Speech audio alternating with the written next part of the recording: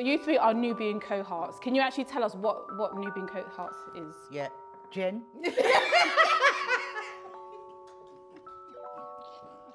So sorry. All right, we feel that Nubian Co-heARTs, the basis of telling a story.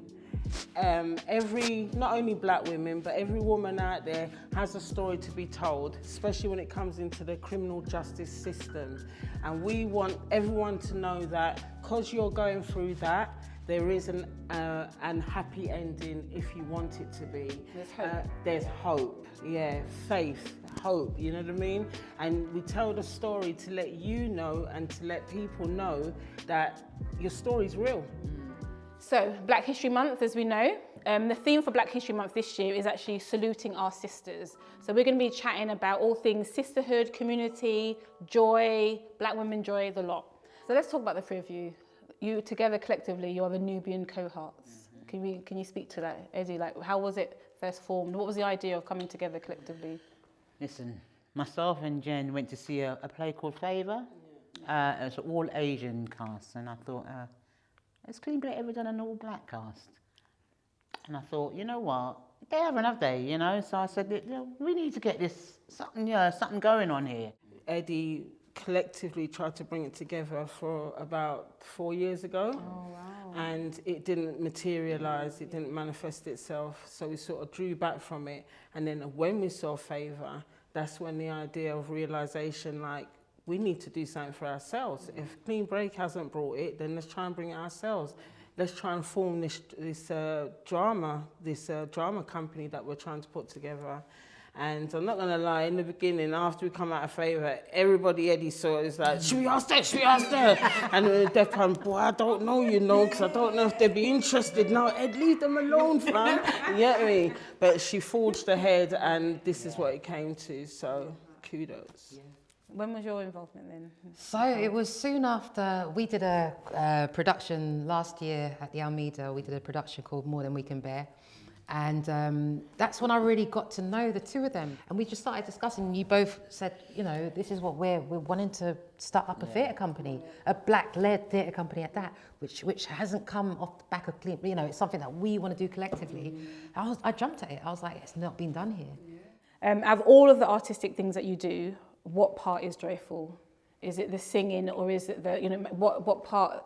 If you think about your whole career collectively, what has been really joyful or celebratory?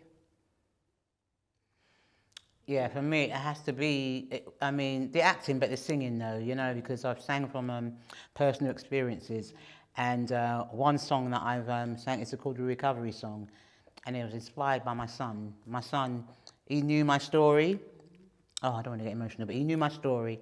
He said, Mum, why don't you write a song about that? You know, and every time I sing it, I think of my son, and it gives me so much joy. It really does. Yeah. I say there was a time, and it's just come to me, and my dad's he's like a Simon Cowell of everything until he's very good. Quite critical. He's very critical, and he'll give very backhanded compliments, and it's like, is that a compliment, or are you dissing me? You know, what was that? You know, but when he does, it's like, whoa, you must have liked it. So I was about 17, and I did this production at the Roundhouse before it was revamped, Camden Town Roundhouse, Chalk Farm Roundhouse, sorry.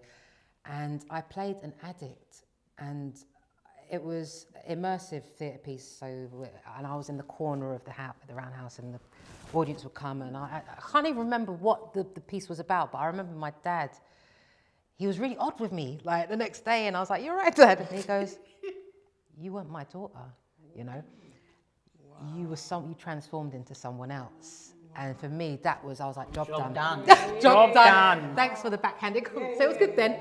He looked shocked, like wow. But just to have someone that you know, or someone go, that was so far removed from you. Yeah. That for me is I love that. highlight, and that was a big highlight. That probably spoke to the little girl in you as well. Just about, you know, like your connection with your dad and feeling seen and validation. Yes. That's beautiful. I think mine's pretty much the same until we became Nubian Co-heARTs, and you get the experience of directing, almost putting something together, making suggestions and seeing it come together. That was very joyful. But I think my most joyous is after putting my kids through a bit of a tragedy during our lifetime and changing the person who I am, the mum that they don't recognise, and then to be in a theatre and sit there and watching me on stage, and then having the cast coming off and everyone's crying, and I'm thinking like, rah, what did I miss? You know what I'm saying? Something sad's happened and I've missed it. I don't want to be joyful and everyone else is sad. So I said like, well, what's up? What happened? And she literally, like, I think it was Kush Jumbo at the time, she's saying, Jen, it's the looks on your children's face, the pride they were showing. And I just burst into tears, you know what I mean? Beautiful. So for me, that can never get old for me, you know what I mean? That's so beautiful. I love that. Okay, what does sisterhood or community mean to you? This. Yeah. I swear this, yeah, and I do Narcotics Anonymous, and it's kind of like a sisterhood is there, you know, where we got each other's backs, but yeah, this, to me, this, that's what I've got to say.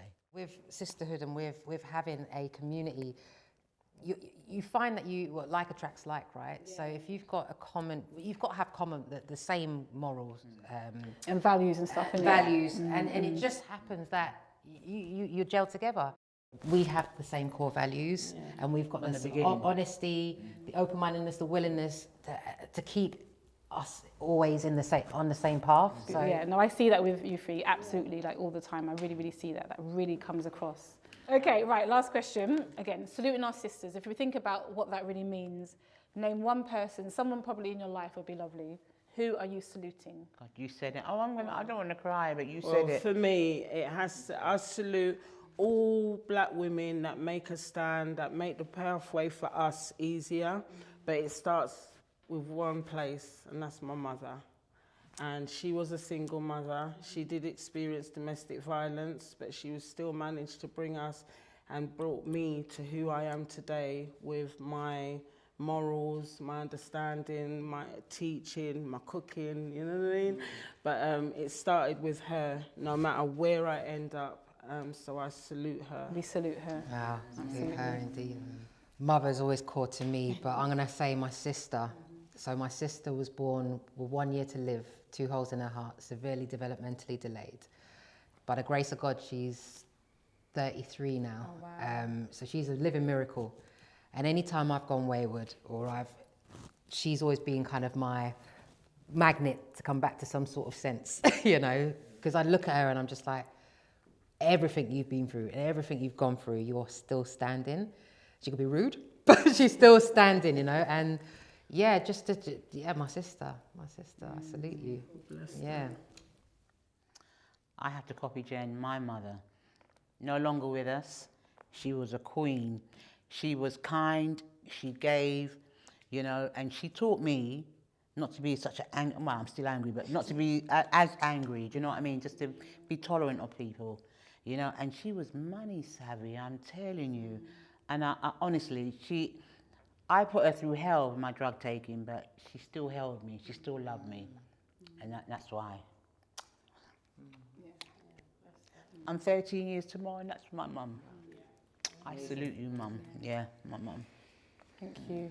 I'm going to salute you three. I think you're amazing women. Like, I really think, like, yeah, you've made being at Clean Break fun. Like, you guys do bring the joy and the fun. But you know what? I love your hearts. Like, for true, your name is real. Like, I love your hearts. Like, you do put black women at the centre. You put yourself, and you choose yourselves. And whatever you've gone through, whatever is the reason why you're here today, like, it's just really beautiful to see that you, you know, you've seen the transformative power of art, of creativity, of acting and kind of thing. And you want other people, other black women, other people to really experience that. And that's just so wonderful. Absolutely. And I love I just love that you put that at your forefront, actually. And I just think that's really powerful. You know, we need to hear your stories. We need to kind of see people that look like you and, you know, and all of that behind the stage and in front of the stage. So yeah, I really salute you three. I think you're really wonderful and you're just such joy.